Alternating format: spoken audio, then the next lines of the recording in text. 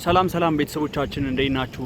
ዛሬ ቦሌ መድኃኔዓለም ወይም ደግሞ ቦሌ ሃይ ስኩል ፊት ለፊት ምን አይነት አፓርትመንት እየተገነባ እንደሆነ ሙሉ መረጃ ሰጣችኋለሁ ማለት ነው።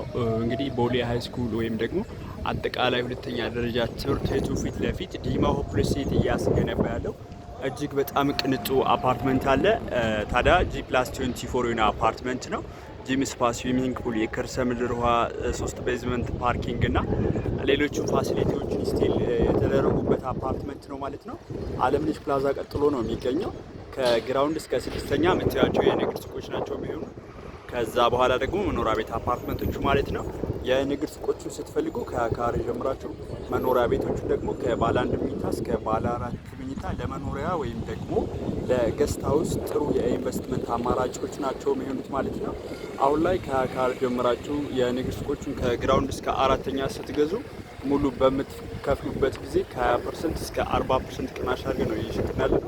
መኖሪያ ቤቶቹ ደግሞ ከባለ 1 መኝታ እስከ ባለ 4 መኝታ ድረስ ሙሉ ስትከፍሉ እስከ 20% ቅናሽ አድርገን በቦሌ መድኃኔዓለም አለምነሽ ፕላዛ ጋር እየሸጥን ነው የምንገኘው ማለት ነው። ይህ አፓርትመንት እጅግ በጣም ቅንጡና ለግዠሪ አፓርትመንት ነው።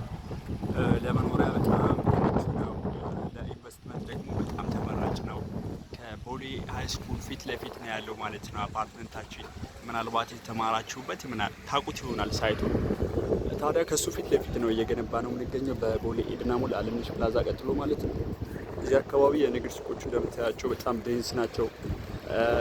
ከፍሎ ደግሞ የምታያቸው ገስት ሃውሶች ናቸው እና ስፔሻሊ ለኢንቨስትመንት በጣም ተመራጭ ነው ይህ ሳይት። የንግድ ሱቆቹ ልትገዙ በቀላሉ ነው የሚከራዩላችሁ ወይም ደግሞ በቀላሉ የገዛችሁትን ለዋጋቸው ያወጣችሁትን ገንዘብ በአጭር ጊዜ ውስጥ ይመልስላችኋል።